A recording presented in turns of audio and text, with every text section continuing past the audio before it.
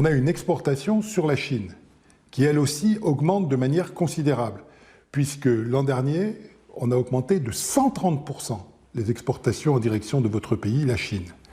Donc le but des vins du Mâconnais aujourd'hui, c'est d'essayer de rentrer encore plus précisément sur le marché chinois, avec des dimensions commerciales, des dégustations, présents dans des foires.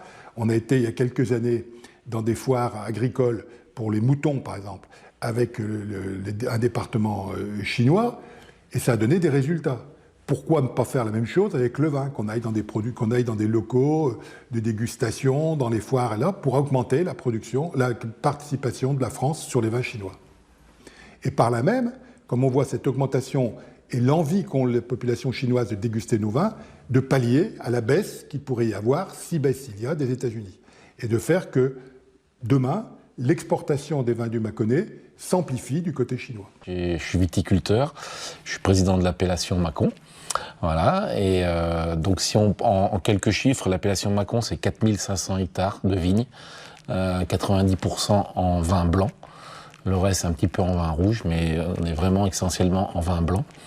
On fait partie de la Bourgogne, Bourgogne du Sud, mais on est en Bourgogne. En Chine, la consommation, elle commence. On est au tout début de la consommation. Donc c'est pour ça qu'on pense que c'est un marché qui va être en expansion, en augmentation. Et c'est pour ça qu'on a commencé à aller sur ce marché-là.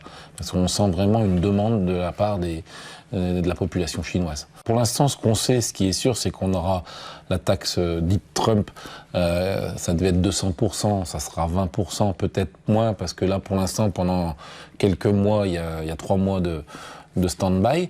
C'est pour ça que nous, les exportations de vin de Mâcon aux USA, c'est entre 10 et 15%. Donc pour nous, c'est énorme. Si demain, on n'a plus ces vins qui partent aux USA, il va falloir trouver des nouveaux marchés. Donc peut-être la Chine, peut-être d'autres pays. En France, la consommation de vin a diminué de 10%. Donc quand on additionne les deux, ça fait beaucoup. Donc il faut bien trouver d'autres débouchés, parce que ce vin, si on n'arrive pas à le vendre, il va rester et on ne saura pas quoi en faire. Donc la Chine fait partie des pays où on a ciblé en disant il y a tellement de monde, il y a beaucoup de monde, les gens aiment le vin, pas tous. Ils peuvent aussi payer un rapport qualité-prix, ce que je disais tout à l'heure, pas trop élevé. Donc c'est aussi important qu'on puisse développer ce marché.